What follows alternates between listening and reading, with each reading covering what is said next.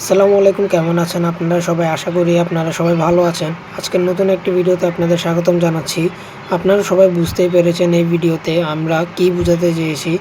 যে আমরা বাজার থেকে ২টি দেশি মুরগির ডিম এনেছি এক্সপেরিমেন্ট করার জন্য, যে বাজারে ডিম থেকে বাচ্চা ফুটে কিনা। আর পাশে খাবারের দোকান ছিল নুডলসের, তো ওখান থেকে এত ভালো গন্ধ আসতেছিল। আর রিমন ভাই ২টি খরগোশ নিয়েছে তার বউয়ের জন্য এবং তা পালার জন্য। তো আপনারা যারা এখানে আসতে চান তাদের নুডলস ট্রাই করতে পারেন। তো আমি বাসায় আসলাম। বাসায় আসার পরে এই যে পটাশের পানি দিয়ে একটু গুলে নিচ্ছিলাম, যেহেতু দোকানের ডিম আর তা কেমন অবস্থায় ছিল তা কারো জানা নেই। এই জন্য আমি পটাশ পানি দিয়ে ডিমগুলো ধুয়ে নিচ্ছিলাম যেন তার জীবাণুমুক্ত হয়ে যায়। আর এই পটাশ আপনারা আপনাদের পাশে ডাক্তারের দোকানগুলো থেকে সংগ্রহ করতে পারেন।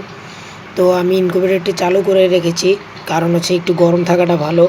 তো ইনকিউবেটরটা চালু করে আমি ডিম দুটি এই ইনকিউবেটরের ভিতরে দিলাম। তো আশা করা যায় ডিম দুটো ফুটবে। তো আপনারা সবাই দোয়া করবেন ডিমগুলো যাতে আমার ফাটাল হয় অথবা জমে। তো যারা ইনকিউবেটর দিয়ে বাচ্চা ফোটাতে চান তারা হয়তো জানেন অথবা জানেন না যে কতটুকু পরিমাণ তাপমাত্রা লাগে বাচ্চা ফোটার জন্য অথবা ফার্টাইল হওয়ার জন্য বা ডিম জমার জন্য, যে যেভাবে বোঝে আর কি। এই জন্য আপনাদের জানিয়ে দিতে চাই আপনারা ৩৭.৭ ডিগ্রি ফারেনহাইট দিবেন।